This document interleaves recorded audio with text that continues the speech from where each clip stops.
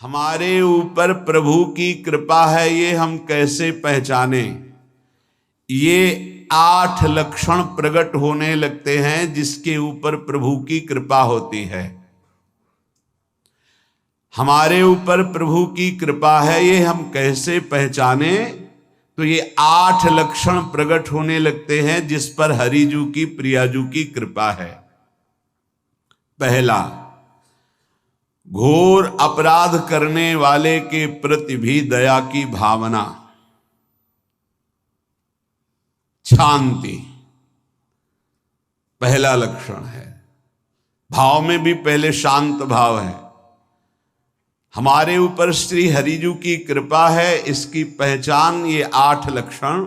पहला, शांति, अर्थात घोर अपराधी के प्रति भी गुस्सा ना क्षमा करना, ये हरि की कृपा का लक्षण है। देख लो भाई, घोर अपराधी शब्द तो जाने दो, जरा सा प्रतिकूल हो जाए तो लाख समझाओ पर भ्रकुटी तनी रहती है। भला ऐसा है? अपराधी पर भी क्षमा का भाव होना, ये हरि कृपा पात्र में ही होगा, अन्य में नहीं। तो अगर अपने हृदय में ऐसा लगे कि ऐसा नहीं है तो हरिजू से प्रार्थना करनी चाहिए कि कृपा करो, मेरे में सामर्थ्य आवे। दूसरा, अनुसूया, वो किसी भी के प्रति कभी भी कोई दोष दर्शन ही नहीं करेगा। दोष कथन, दोष श्रवण की तो बात जाने दो। अनुसूया, दूसरों के गुणों में दोष ढूंढना ये नहीं होता। हरि कृपा पात्र में ये नहीं होता। ये सब भजन के नाश करने वाले। जैसे पहला अपराधी पर क्रोध कर देना, तो माया ने भेजा इसीलिए था कि तुम्हारे साथ व्यवहार ऐसा करे कि तुम क्रोध करो। क्रोध करोगे तुम्हारी ऊर्जा शक्ति नष्ट हो जाएगी, अध्यात्म में जो चलने की थी। और कहीं तुमने संकल्प कर लिया तो भजन शक्ति नष्ट हो जाएगी। तो अगर भजन बल है तो गया, जरूर उसको दंड मिलेगा, पक्का मिलेगा, 100% मिलेगा, लेकिन आप खाली हो गए। ना भजन करने की वृत्ति रहेगी और ना भजन रहेगा, दोनों बात।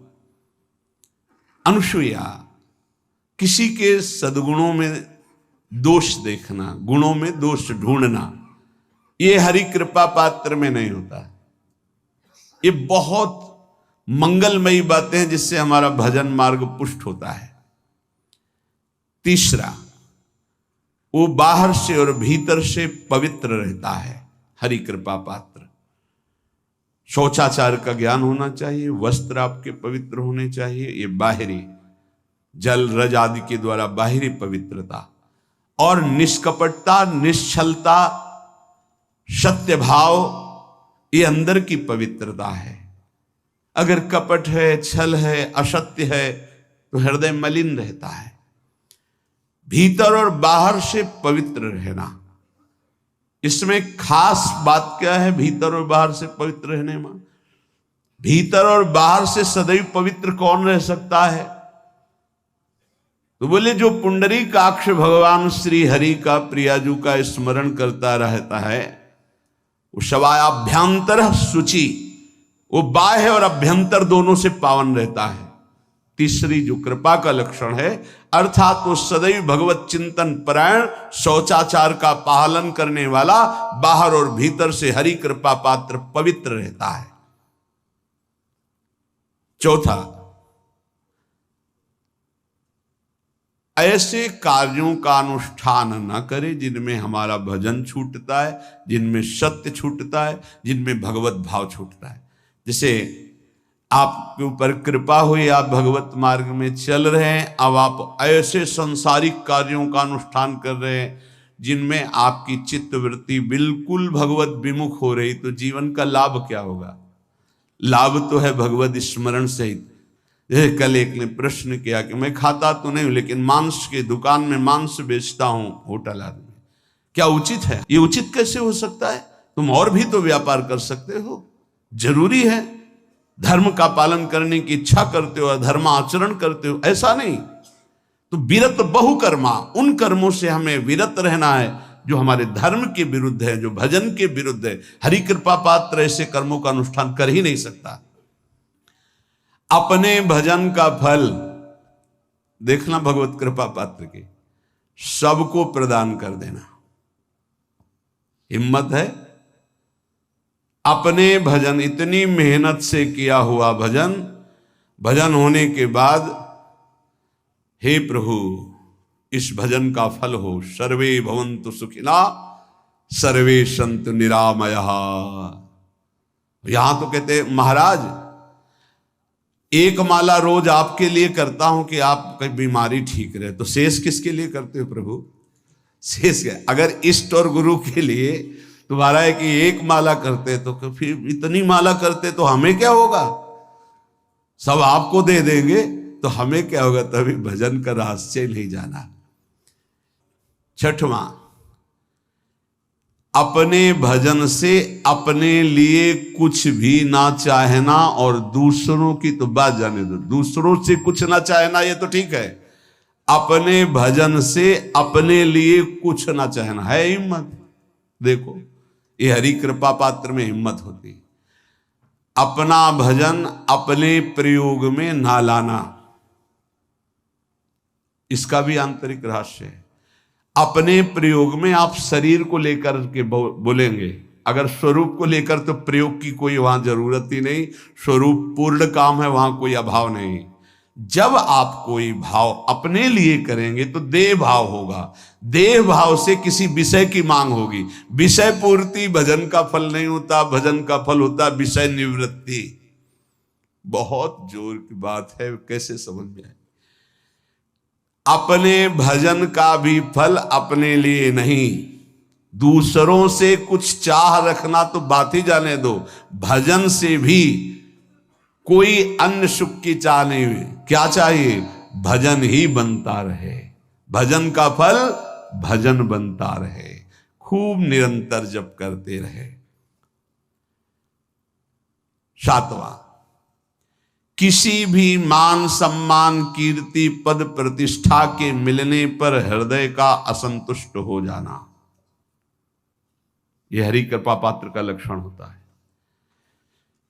प्रणाम नमस्कार जय हो तो हृदय में असंतुष्ट हो जाना चाहिए। कोई किंचन मात्र अभिमान न उदय हो जाए। प्रभु बचाओ, ये माया की चकाचौंध से बचा लो नाथ।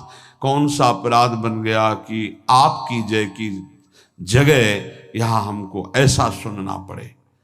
मान प्रतिष्ठा कीर्ति जिसके लिए बड़े बड़े लालायित रहते, हरि कृपा पात्र को विष की तरह चुभती है। और आठवां, किसी भी प्राणी समुदाय से संबंध ना रखते हुए सब पर दया की भावना, सब पर कृपा की भावना, सब पर करुणा मैत्री, पर किसी से ममता नहीं।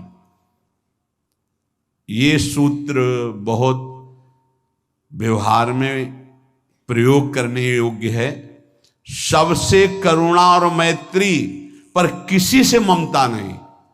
करुणा तो करी भरत जी ने, मैत्री भी की मृग से, पर ममता रहित नहीं रहे। ममता कर ली तो अगला जन्म हिरण का हो गया। ममता नहीं रखनी। निर्ममो निरहंकारा, करुणा मैत्री तो करनी है, जैसे इसमें आदेश है, गीता में जी आदेश है, अद्वेष्टा सर्वभूतान मैत्र करुण एवच, पर निर्ममो निरहंकारा, ये साधक की चतुरता है।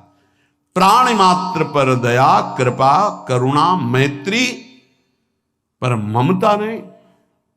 ममता किसी से, और यहां करुणा मैत्री ये तो गायब हो गई, केवल ममता रह गई है।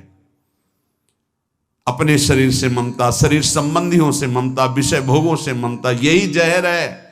संबंध में ये ममता ही जहर है, विचारों में अहंकार जहर है, कर्मों में ये आसक्ति जहर है। इसी जहर को मिटा दे तो जीवन मुक्त महापुरुष कर्म करते हुए, विषय सेवन करते हुए, वार्ता करते हुए, विचार करते हुए, बिल्कुल जहर रहित उसका जीवन हो गया। तो ये 8 बातें हरि कृपा पात्र में होती हैं, इनको बार बार सुनना और हृदय में धारण करना।